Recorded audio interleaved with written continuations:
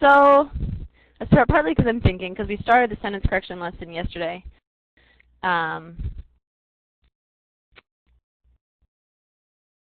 I'm trying to decide where I want to start on the sentence correction lesson. So if I'm thinking, that's what I'm thinking about. Let's talk about the test as a whole really briefly. Who here has taken a practice test, a full-length practice test already? No one? Oh, Heidi has. Okay. Carson has. Okay. I'm just curious. That helps me. So you guys know what the format of the test is, right? You walk in, you have an hour to write 2 essays, half an hour each to write 2 essays, and we'll talk about the essays later this evening probably. I'm saying probably just because the length of this course, 4.5 hours, is different. Normally the classes I teach are 3.5 hours or 5 hours. So that's why I'm like judging the time. So you walk in, you have an hour to write 2 essays, and you have 75 minutes to answer 37 math problems, and then you have 75 minutes to answer 41 verbal questions. And of course, the verbal questions are divided between reading comprehension, sentence correction, and critical reasoning. We covered critical reasoning. As far as I know, Jason, you are not allowed to wear a watch. I mean, when I've gone into those test centers, yeah, watch is off in your locker. I mean, the security at the testing centers is deeply intense. They scan the veins in your palm. For whatever reason, they decided fingerprinting isn't good enough. They used to just get your fingerprint. Now they actually scan the veins in your palm, which I've never even seen before, every time you enter and leave the test room. So security in terms of the test is pretty intense. Yes, but there's a timer on the screen, exactly. There's a timer on the screen, and you can choose whether or not to hide the timer. If you prefer not to see the timer, you can hide the timer, and it will automatically reappear 5 minutes from the end of the section. So a little bit about the scoring, actually, since we're talking about that a little bit already. Right, so the verbal section, your verbal and your math scores are combined, of course, so it's hard to see. It's not like you get 400 points for one, 400 points for the other. One of the most important things to remember is that on the GMAT, you must answer every question. You can't skip questions, and there's a huge penalty for not finishing a section. So even if you have to force yourself to guess and move on at certain points. If you're really stuck on a question, that's when you need to guess and move on. And it's really important to finish every single question in a section. Okay, blah, blah, blah. I'm going to get going here. Okay, so we already started talking about sentence correction yesterday, but I'm going to talk about it a little bit more, and I'm just going to ask Jason and Carson for some input. So sentence correction tests correct expression, effective expression, and proper diction. So you should know that you're not just being tested on grammar, but you're also being tested on style and clarity of meaning. So you will have to choose between 2 grammatically correct answer choices on the sentence correction questions. And that can be frustrating, but the important thing is not to worry too much about it, not to think too hard. It's very important that the answer choice you choose retains the meaning of the original sentence, and that you remember that choice A repeats the underlined portion of the original sentence. And choice A is correct just as often as the other selections, so correct about 20% of the time. We're going to do a little mini grammar warm-up exercise and really, really ram you over the head with the most important grammatical areas to cover. And I promise you, trust me, I scored in the 99th percentile.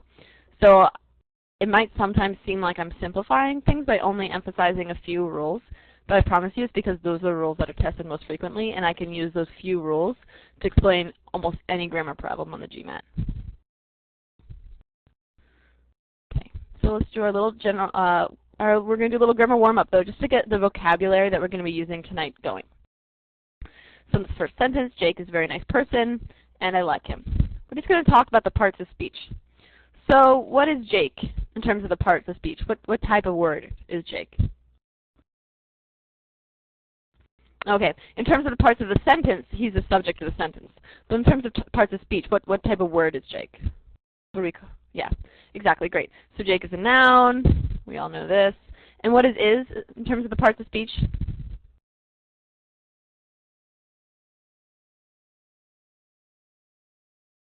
What do we call this kind of word? Exactly, a verb. I know this is very exciting. Just so we can all get this this vocabulary going. And what is as a part of speech?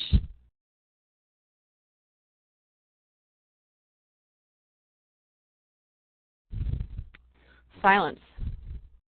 There's silence out there with it's an article. Is an article. Articles aren't really tested on the GMAT. But you should know. The and are articles. What is very in terms of parts of speech? People who were here yesterday definitely know this.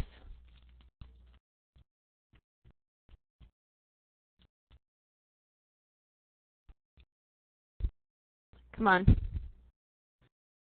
I'm waiting.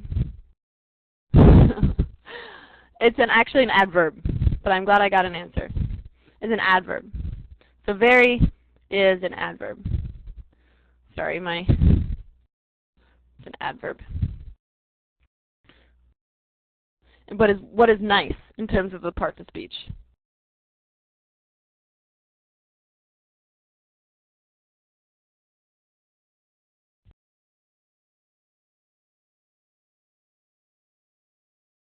What kind of word is nice?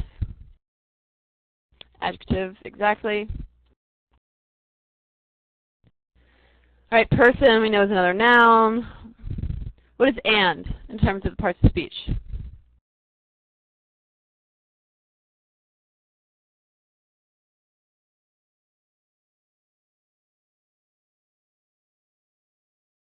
What is and?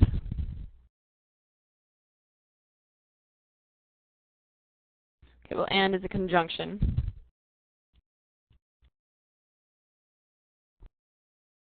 And then I, like him, I is a noun or pronoun.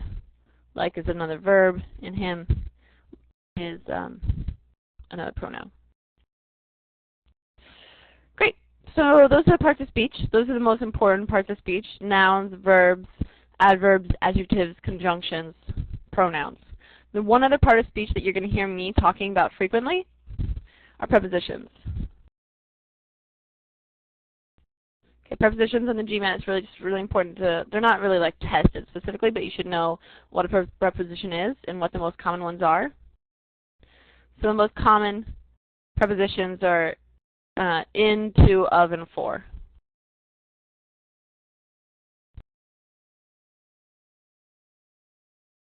Are you guys seeing the things that I'm typing on the screen? Okay, just sometimes sometimes it doesn't show up on the screen. Okay, just making sure. Okay, so prepositions, make sure you remember what a preposition is and what the most common ones. These are the most common ones. Other common prepositions are the space ones, right? Words denoting space, spatial relationships, above, beside, below, etc.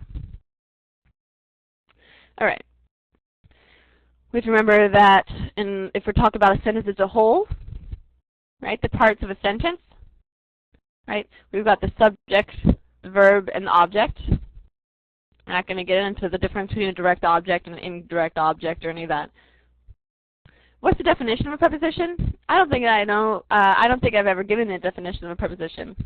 They're little connecting words, and they begin prepositional phrases that give modifying information. So they introduce extra information about a noun.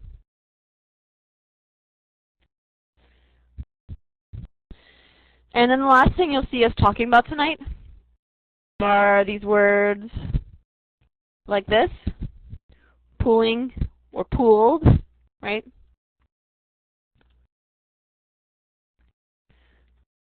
Right, and these are participles.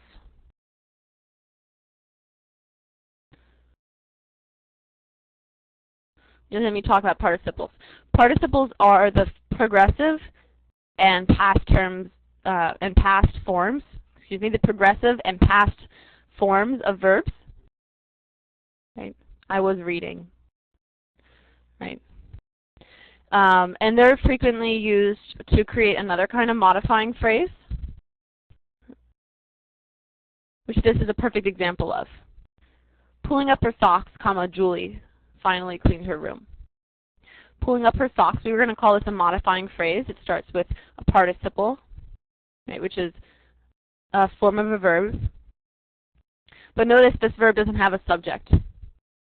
Or the subject of this verb is Julie, but it's not being really used as a verb. It's being used to give modifying information about what Julie's doing. Okay, so we're going to call these just modifying phrases. I'm not going to get super technical in our vocabulary that we use to name things because that's not what we're getting tested on the GMAT. And we should know that these are participles. Words like pooling, pooled, broken, breaking, etc. Okay. Okay, so I'm just going to jump actually right into a first example of a sentence correction practice question. I'm going to jump right into it because Olga, Carson, and Jason were here yesterday, and they've already covered these rules associated with this sentence. And because I really want to demonstrate our method. So let's look at this practice sentence. I'm going to really focus on, in this sentence and today in general, the method, how we approach sentence correction, because that's the number one most important thing that you take away from this course. Besides, the content you can learn on your own, but the method, you really, that's what most people won't do on their own. So when he phones her, she tells him to stop calling, but he acted as if he had not understood her. So my method is I read the original sentence, which I just did. I read it fully, I read it completely. I'm not trying to think about anything too hard. Now there's some trigger words that I have that are red flags for me. Red flags that make me stop and look at something specific immediately in the sentence. But there are not any trigger words here in this example, and don't worry, I'll tell you later on what my trigger words are. So if I don't see any of my trigger words that tell me to stop and test something specific right away, I start by comparing my answer choices. My favorite way to compare answer choices is just to be able to scan them vertically. So just with my eyes, I'm doing what these arrows are doing, and I'm just literally looking over the sentences. I am not reading all these different answer choices. I'm using my eyes to vertically scan the sentences because I want to see the differences.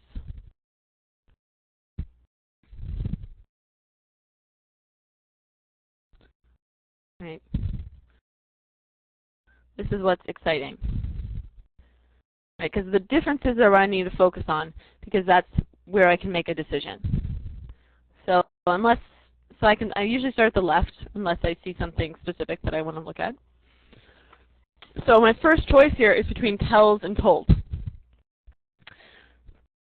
So what do you think is correct here, tells or told?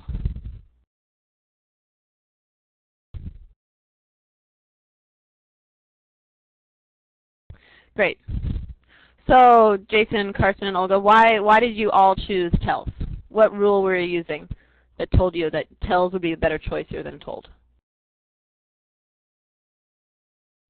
Exactly. We know that in the GMAT it's really important, exactly, to not change the tense mid-sentence unless there's a reason to.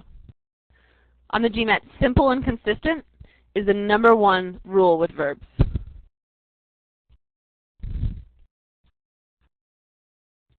Yay! Simple and consistent is the #1 rule with verbs.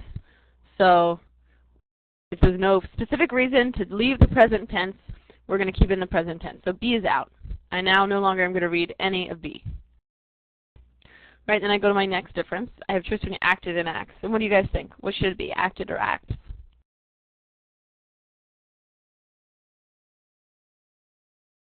Acts, exactly, same rule. Yes, Greg.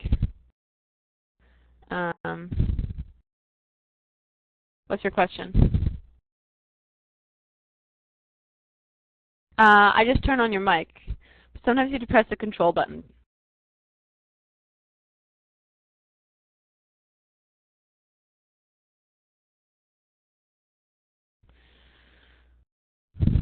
Well, your microphone's on, but I still can't hear you.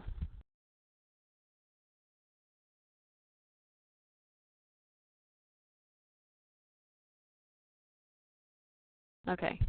Sorry. Sometimes you have to press the control button as you speak. You could try that.